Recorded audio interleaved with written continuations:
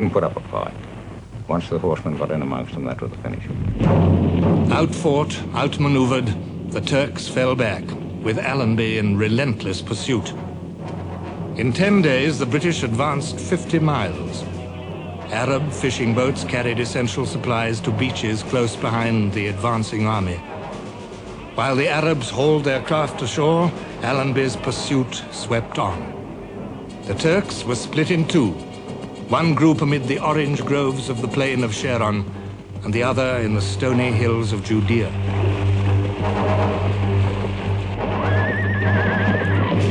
Allenby swung his main weight east, towards Jerusalem, racing to beat the onset of the winter rains. And then we began to approach the Judean hills. Here we met deluges of rain, and as we went up those hills, it became colder and colder. We had certainly got our jackets, but we were wet through from morning till night. With it came troubles with the camels. The camel is no mountaineer, and the Judean hills consists not very high hills, but ridge after ridge after ridge. You know you've got a certain destination, which will take you some hours to get. Each time you hope that the next ridge is the last, but there's always one more ridge, one more ridge. On December the 11th, 1917, the Allies took Jerusalem. Allenby entered the conquered city humbly, on foot, in contrast to the Kaiser, who in 1898 had ridden on horseback through a gap specially made in the ancient walls. Jerusalem was the first famous city to fall to the Allies during 4 years of war. For the first time, an Allied army received the keys of such a city from the mayor. For the first time, the Allies posted proclamations of military government on the walls of a captured capital, a spiritual capital, the holiest city of 3 religions, Christian, Jewish, and Mohammedan. The British nation had received its Christmas present. After going through Jerusalem, we passed the Garden of Gethsemane and went to the top of the Mount of Olives, where we were in camp for quite a few days. From the Mount of Olives, one gets a wonderful view of Jerusalem, the town of Jerusalem. And we were all very impressed with that and couldn't help thinking of our Bible stories that we'd read in the past. The Turkish Empire, so long senile and decadent, was crumbling into collapse. Her Arab lands had already been the subject of hard, secret bargaining between France and Britain. But there were other parties to be considered now. Britain had encouraged Arab hatred of the Turk. She had sent Sharif Hussein of Mecca and his son, Faisal, money, weapons and explosives. She had sent the Arabs a leader, Colonel T.E. Lawrence.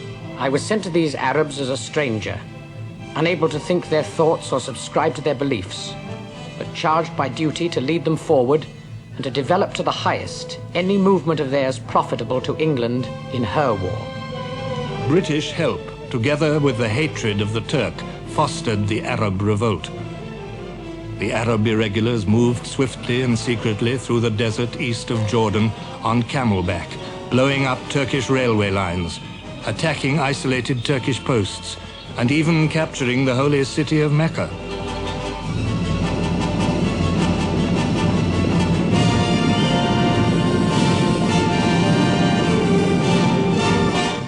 "12,000 Turkish troops were tied down by the Arab irregulars, a valuable diversion of strength away from the decisive battles in Palestine.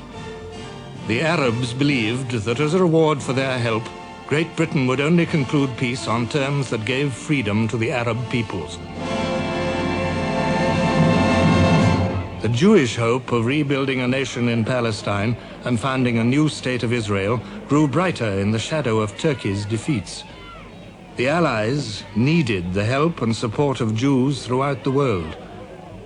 They bought that help as they had bought the help of the Arabs, with promises. His Majesty's government view with favor the establishment in Palestine of a national home for the Jewish people, and will use their best endeavors to facilitate the achievement of this object, it being clearly understood that nothing shall be done which may prejudice the civil or religious rights of existing non-Jews in Palestine.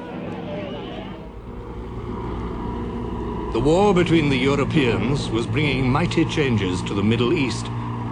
New hopes, new and massive human forces had been set rolling among peoples long sunk in apathy. Clashing ambitions, clashing promises carried the threat of new conflicts at a time when the conflicts of the old order were still being resolved. While Allenby prepared for the great offensive of 1918, a new German commander had arrived in Palestine, Liman von Sanders. Before the war, he had trained the Turkish armies. He had led the successful defense of Gallipoli. But now his Turkish troops were slinking away to their homes. Only his German contingent could be relied on. The Turkish Empire was near to death, but in the collapse of Imperial Russia, Turkish leaders saw an opportunity to carve out a new empire in the Caucasus and Persia. While the Turkish troops marched and fought in the Caucasus in pursuit of this fantasy, von Sanders faced Allenby outnumbered by 2 to 1.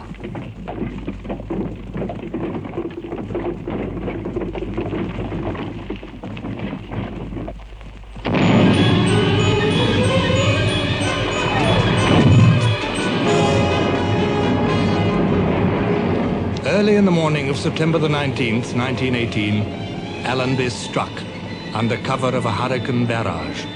His troops tore a gap in the Turkish positions on the coast, wheeled right, and shepherded the Turks into the hills. Allenby's cavalry swept forward across the Turkish communications. Cooperation between cavalry and aircraft, the oldest and the newest striking forces in war, brought Allenby a brilliant victory. Ceaseless air attacks isolated von Sanders from his troops and blocked the crossings of the River Jordan. The Turkish armies strove to escape. Only the German soldiers remained steady in the welter of confusion and disaster.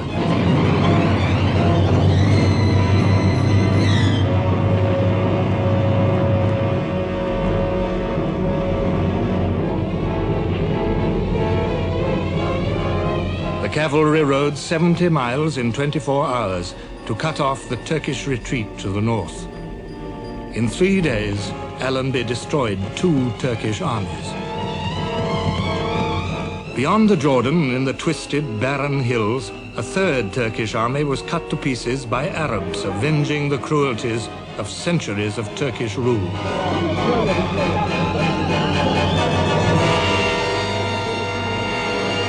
On October the 2nd, 1918, another of the legendary cities of the Middle East fell into British hands, Damascus.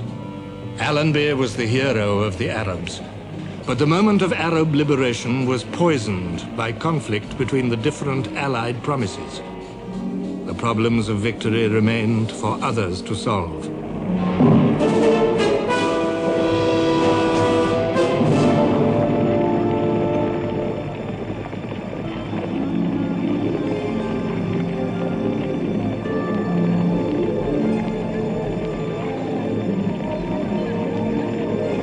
Victory had not been cheap. The campaigns in the Middle East had drawn in over 2 million soldiers of the British Empire. They had cost over 160,000 casualties. Painful marches and stern battles had barely affected the issue of the world's struggle. But the Turkish Empire had been destroyed. To allies and Arabs alike, for the moment, this was enough.